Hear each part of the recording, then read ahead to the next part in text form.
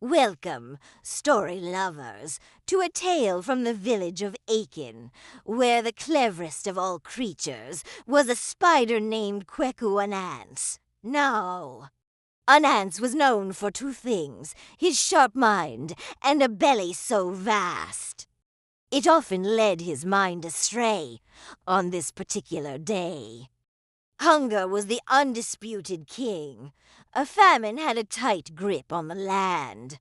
But Ananse, ever the opportunist, had spotted a feast growing in Farmer O'Toole's plot. It was a single, magnificent yam, so large and proud it seemed to hold the very soul of the earth within its dusty brown skin. Ananse's 8 legs twitched with greed. This yam, he whispered to himself, could feed my family for a week. O'Toole has so many, he won't miss just one. So, under a sliver of a moon, Ananse crept into the farm. The air was still, broken only by the chirping of crickets and the frantic drumming of his own heart. He moved like a shadow. A spindly blot against the dark soil, until he stood before his prize, with a grunt. He wrapped his limbs around the colossal tuber, and heaved. The yam came free with a soft, tearing sound. Dusting it off, a gleam in his eye, he could almost taste the roasted, starchy flesh.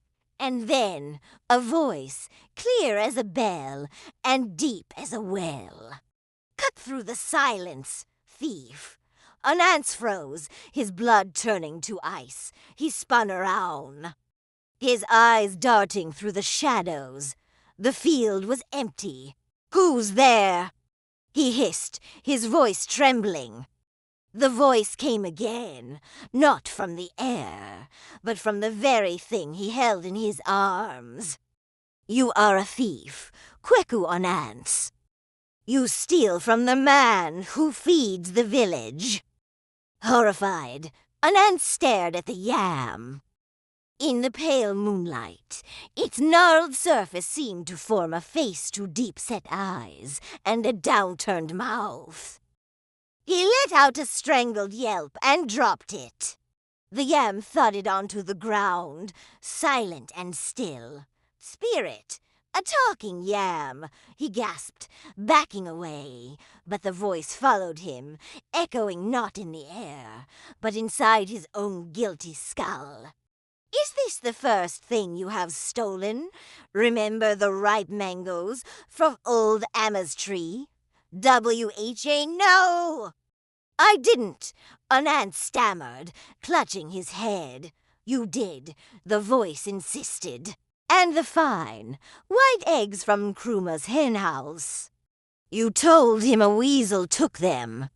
A cold sweat broke out on Ananse's brow. How could the yam know? The guilt from all his petty thefts, long buried, now rose like a foul tide. The yam lay silent on the ground, but its accusations rang louder than any drum. Be quiet! Ananse shouted at the vegetable. It was just a few eggs, a few mangoes, and the calabash of palm wine. The voice pressed on, relentless. The one you took from the shrine? The one meant for the ancestors? This was a greater crime, a sacrilege. Ananse's panic became absolute. This was no ordinary yam. It was a conduit for all his misdeeds, a judge sent by the gods themselves. He had to confess, to be cleansed before its voice called down divine wrath. I did it! I did it all! He wailed, falling to his knees before the silent yam. I took the mangoes. I stole the eggs and blamed the weasel. And the palm wine, oh, the palm wine. I was so thirsty. Forgive me. His confession poured out of him, a torrent of every sin and transgression he had committed for a year. He confessed to things the village didn't even know were missing. He was so lost in his hysterical confession that he didn't hear the footsteps approaching. "What is this noise in my field?" boomed a voice. Ananse looked up, his face streaked with tears and dirt. It was Otuo the farmer, holding a lantern high, his face a mask of confusion. Behind him were two other villagers, woken by the commotion.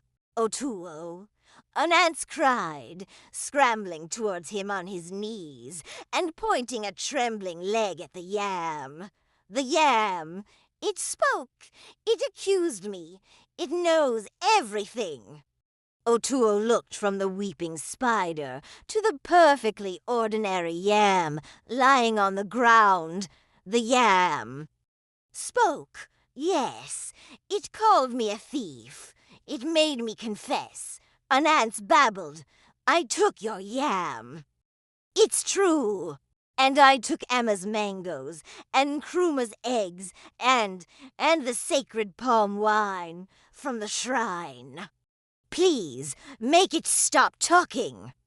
The villagers stared, their anger at finding a thief now replaced by sheer bewilderment. Otuo picked up the yam, turning it over in his hands. It was just a yam. A very fine, very large yam, but a yam nonetheless. A slow smile spread across Otuo's face. He looked at the pitiful, shaking form of Ananse, who was convinced the vegetable was about to pronounce a new judgment. "It seems," Otuo said, his voice heavy with irony, "that your own conscience has found a most peculiar voice, Ananse. This yam is as silent as the earth it grew from. But you have sung a song of all your crimes." The other villagers began to chuckle, a sound that grew into full-bodied laughter, echoing under the starlit sky.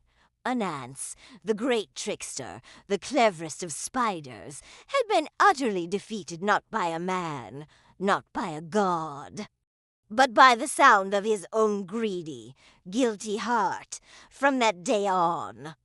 The story was told not as Ananse and the talking yam, but as the day Ananse judged himself. And as for the famous yam, Otuo had it cooked for the entire village. Everyone who ate it agreed, laughing, that it was the sweetest, most satisfying yam they had ever tasted. Ananse, of course, was not invited to the feast. He was too busy nursing his wounded pride and listening, forever after, for the accusing voices he now heard hidden in the quietest of things. What a fascinating look at how our own guilt can become our loudest accuser. Thank you so much for joining me on this storytelling journey. If you enjoyed it, please hit that like button. And don't forget to subscribe for more tales from around the world. See you next time.